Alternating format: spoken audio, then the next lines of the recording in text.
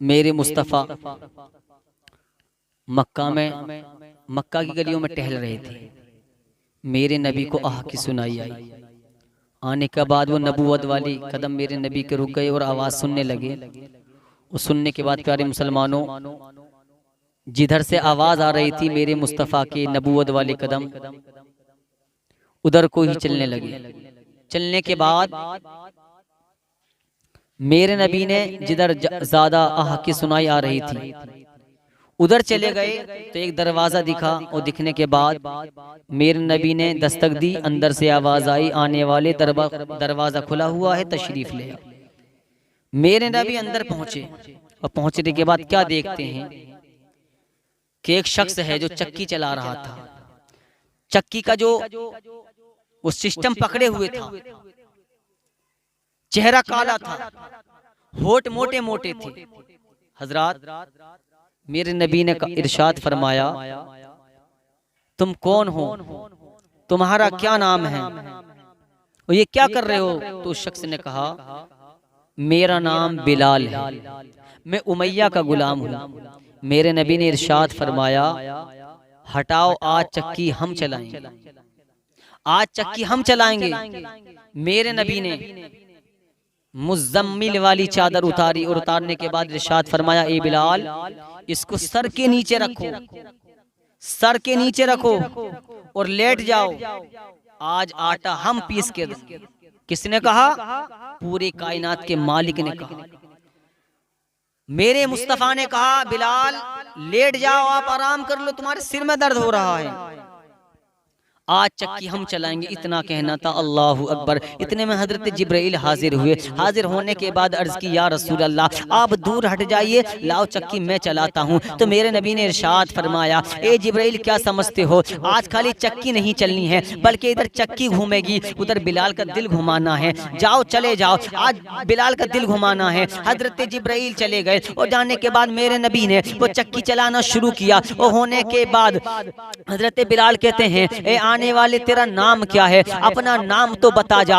इतने बड़े मक्का जैसे शहर में आज तक किसी ने किसी की हाल चाल ना पूछा, किसी की तबीयत को कोई नहीं आया, लेकिन तू कौन है, अपना नाम तो बता दे। जब पूरा आटा पिस गया और पिसने के बाद मेरे नबी ने इरशाद फरमाया, ए बिलाल, तू टेंशन लेना, मैं कल फिर आऊंगा, फिर तेरा आटा पीस के दूंगा। अल्लाहु समद। इतना कहना था। हजरत बिलाल ने वो जितना आटा था वो सेंध कर रख लिया, और रखने के बाद दूसरे दिन को मेरे नबी तशरीफ ले गए। ले जाने के बाद फिर आटा पीसा और फिर दामन पकड़ के बोले, ए जाने वाले, अपना नाम तो बता जा। इतना कहना था तो मेरे नबी ने इरशाद फरमाया, मुझे अना मुहम्मदुर रसूलुल्लाह, मुझे अल्लाह का रसूल कहते हैं, मुझे मोहम्मद कहते हैं। इतना कहना था। मेरे नबी जाने लगे और जाने के बाद हजरत बिलाल ने दामन पकड़ लिया और पकड़ने के बाद कहा, ए मोहम्मद, मुझको भी कलमा पढ़ा दो। मेरे नबी ने कलमा पढ़ा दिया और इरशाद फरमाया, ए बिलाल, अपने कलमे पढ़ने का अभी इजहार न करना, इसलिए कि मक्का के लोग बड़े जालिम हैं,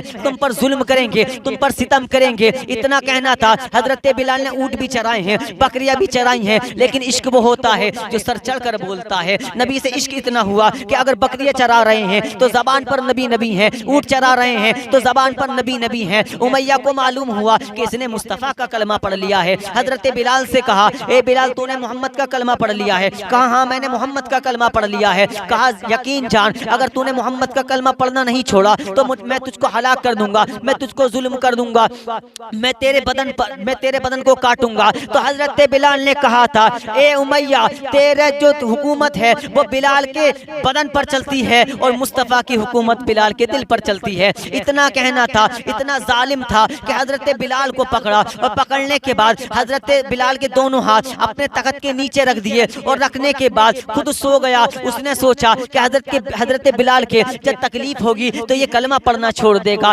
लेकिन यकीन जानो प्यारे मुसलमानों, हजरत बिलाल ने किसी दुनियादार का कलमा नहीं बल्कि मदीने के मुस्तफ़ा का कलमा पढ़ा था। जब सुबह का सवेरा हुआ, जब उसे हजरत बिलाल की निगाह पड़ी, जब हजरत बिलाल पर निगाह पड़ी, जब देखते क्या है, हजरत बिलाल के दोनों हाथों से खून बह रहा है। अल्लाहु अकबर।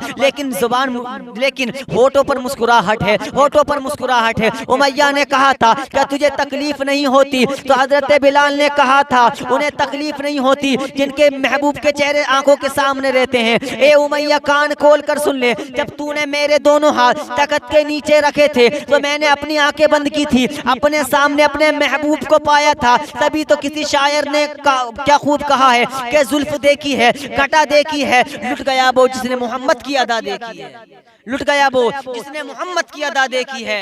उमैया कहने लगा कलमा पढ़ना छोड़ दे बिलाल। हजरत बिलाल कहते हैं मैं नबी का कलमा पढ़ना नहीं छोड़ूंगा, चाहे तू मेरी जान क्यों न ले। हजरत बिलाल ने तरह तरह की तकलीफ झेली, लेकिन मुस्तफा के इश्क में झेली। गरम रेत पर लिटाया गया मेरे बिलाल को, लेकिन कलमा पढ़ना तब भी नहीं छोड़ा।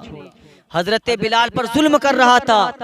हजरत अबू बकर सिद्दीक का गुजर हुआ, बारगाहे रसूल में हाजिर हुआ, अर्ज की या रसूल अल्लाह मैं देख कर आ रहा हूँ कि बिलाल पर बड़ा जुल्म उमैया कर रहा है।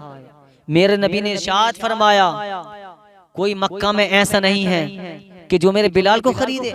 इतना सुनना था। हजरत अबू बकर सिद्दीक ने कहा या रसूल अल्लाह ये जान अबू बकर सिद्दीक की भी आपकी है और ये जो माल है ये भी आपका है। हुजूर मैं जा रहा हूँ और मैं बिलाल को खरीद कर ही लाऊंगा। मेरे नबी ने इरशाद फरमाया ए अबू बकर कुछ हिस्सा मेरा भी डाल लेना।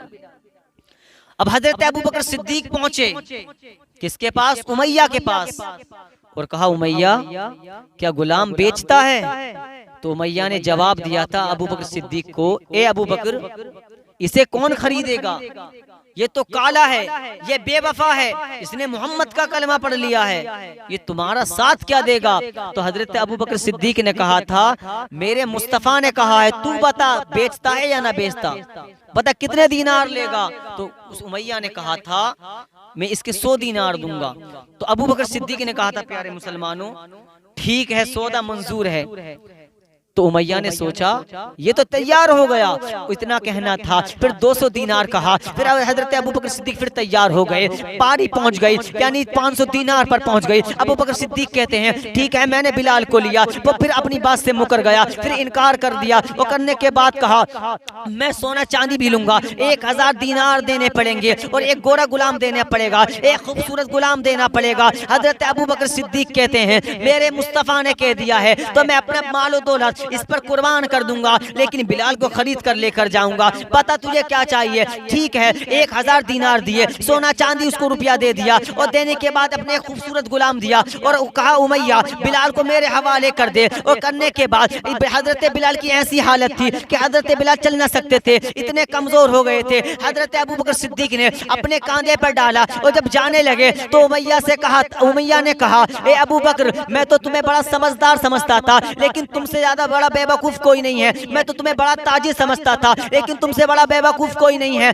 तुमने तो खुद का घाटा कर लिया है। तो हजरत अबू बकर सिद्दीक कहते हैं उमैया कान खोल कर सुन ले, मैं मक्का में बेवकूफ बनने नहीं बल्कि मैं मक्का को लूट के लेके जा रहा हूँ, इसलिए कि मेरे मुस्तफा ने कहा था कि हजरत बिलाल को खरीद ला। अगर मुझे पूरी अपने जान माल भी अगर खर्च करनी पड़ती तो मैं अपने मुस्तफा के नाम पर अपने मुस्तफा के गुलाम पर कुर्बान कर देता। इतना कहना था। हजरत अबू बकर सिद्दीक ने हजरत बिलाल को गोद में उठाया और उठाने के बाद बारगाह रिसालत में हाजिर हुए और हाजिर होने के बाद मेरे नबी के सामने ले गए। मेरे नबी ने इरशाद फरमाया ए बिलाल कैसा महसूस कर रहे हो? हजरत बिलाल को मेरे नबी ने अपने सीने से लगाया और लगाने के बाद अश्क बह रहे थे, आंखों से आंसू बह रहे थे। मेरे नबी ने जैसे ही सीने से लगाया तो हजरत बिलाल से बाद में वो सहाबा पूछ रहे थे ए बिलाल जब तुम मुस्तफा के सीने से लगे थे तो क्या महसूस कर रहे थे? तो कसम खुदा की हजरत बिलाल कह रहे थे ए मक्का वालों सुनो,